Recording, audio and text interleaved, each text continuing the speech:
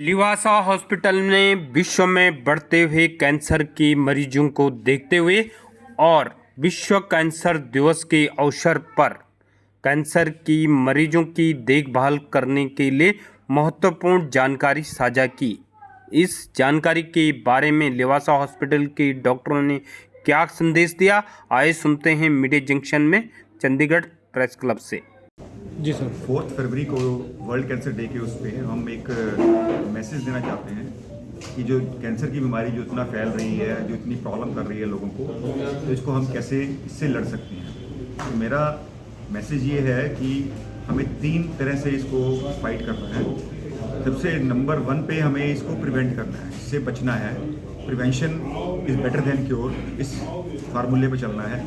अगर हम बचना चाहें तो 50 से 60% कैंसर से बच सकते हैं, जो कभी किसी को होगा ही नहीं अगर हम अपना लाइफस्टाइल चेंज करें, जिसमें टबैको हुआ, अल्कोहल हुआ, डाइट है, हाई फाइबर डाइट है, रहन सहन है, पोल्यूशन है। अगर हम इससे बचें तो 50 to 60% कैंसर से हम बच सकते हैं। नंबर 2 पे हमने अगर किसी को बीमारी होती है तो हमारा टारगेट होना चाहिए पेशेंट का भी, मेडिकल फ्रेटर्निटी का भी, और जो भी उसको ट्रीटमेंट मिल रहा है कि हम उसको जल्दी से जल्दी पकड़ें। अगर उसको हम जितनी जल्दी पकड़ेंगे, फर्स्ट स्टेज में पकड़ेंगे, तो उतने अच्छे रिजल्ट्स रहेंगे, उतना ही क्योर रेट बढ़ जाएगा। अगर एक मेजर उसको लेके चलें ब्रॉड वे में, तो अगर फर्स्ट स्टेज में किसी कैंसर को पकड़ते हैं तो 90% से ऊपर क्योर रेट है, जिसमें दोबारा से वो बीमारी कभी उसको तंग नहीं करेगी। तो हमारा सेकंड जो टारगेट होना चाहिए अर्ली डिटेक्शन, जिसमें हम कहते हैं कि cancer is curable if detected early. ये एक हमारी एक सेइंग है, तो इस पर हमें ध्यान देना चाहिए। नंबर 3 पे ट्रीटमेंट है। ट्रीटमेंट के पार्ट से मैं इसलिए कहना चाहता हूँ कि आजकल बहुत से कैंसर का ट्रीटमेंट इतने अच्छे रिजल्ट्स हमारे पास हैं। जैसे अगर हम फॉर एग्जांपल लेके चलें ब्रेस्ट कैंसर का, मोर देन 80% क्योर रेट है। क्योर रेट मतलब कि वो बीमारी कभी भी दोबारा से उस मरीज को तंग नहीं करेगी। थायराइड कैंसर है, मोर देन 90% क्योर रेट है। कुछ ब्लड कैंसर हैं जिनमें मोर देन 90% क्योर रेट है। तो इसलिए हमें ये एक मैसेज आना चाहिए कि अगर पेशेंट प्रॉपर ट्रीटमेंट ले तो बहुत से कैंसर का बहुत अच्छा रिजल्ट है with good quality of life. Quality of life से मेरा पर्पस कहने का ये है कि जैसे जैसे क्योर रेट बढ़ रहा है, ऐसे ही जो कैंसर ट्रीटमेंट के साइड इफेक्ट्स भी बढ़ रहे हैं। पूरा ही पैटर्न चेंज हो गया है।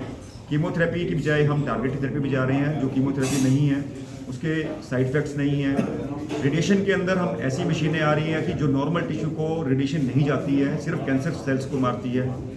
इसी तरह से सर्जरी के अंदर भी हमारा ऐसा है कि सर्जरी में उस पार्ट को कम से कम निकालें ताकि मरीज ठीक होने के बाद प्रॉपर तरीके से अपना जीवन जी सके। दूरबीन के से सर्जरी होती है, कम पार्ट निकालते हैं, ऑर्गन बचा लेते हैं, ऑर्गन प्रिजर्वेशन और रिकंस्ट्रक्शन भी होती है।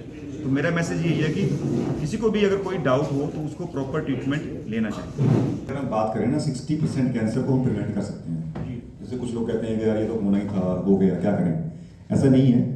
होने से रोकने का एक सबसे बड़ा जो रीज़न है टबैको से, जैसे डॉक्टर जितिन ने बताया कि 13-14 प्रकार के कैंसर टबैको के कारण होते हैं। अगर हम सिंपल लॉजिक लगाएं, जो हम टबैको ले रहे हैं तो वो डायरेक्ट कंटेक्ट में आ रहा है, मुंह में, गले में, जीभ में, विंड पाइप में, जो सांस की पाइप है, फेफड़े डायरेक्ट आ रहा है, खाने की पाइप है और खाने की थैली है। ये तो एक तरह से डायरेक्ट कंटेक्ट में इसका जो धुआं है, धुआं खाली धुआं नहीं है, उसके अंदर बहुत से हाइड्रोकार्बन, इतने हार्मफुल सब्सटेंसेस हैं।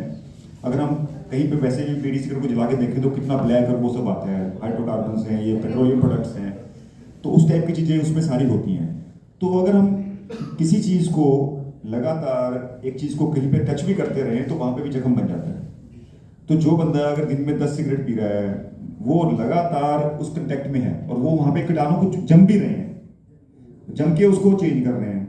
तो इस तरह से टबैको एक सबसे बड़ा फैक्टर है जिसके कारण कैंसर होता है। तो अगर हम टबैको को भी निकाल दें तो ऑलमोस्ट 1/3 कैंसर के मान सकते हैं कि एक तरह से प्रिवेंशन हो सकती है।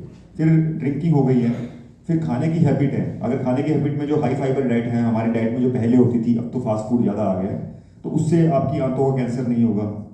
फिर जो पेस्टिसाइड्स हैं, डॉक्टर शुभ ने बताया, फिर केमिकल इंडस्ट्रीज़ हैं, उनमें अगर प्रोटेक्शन होती है लोगों की, तो ये भी कैंसर कॉज करती हैं।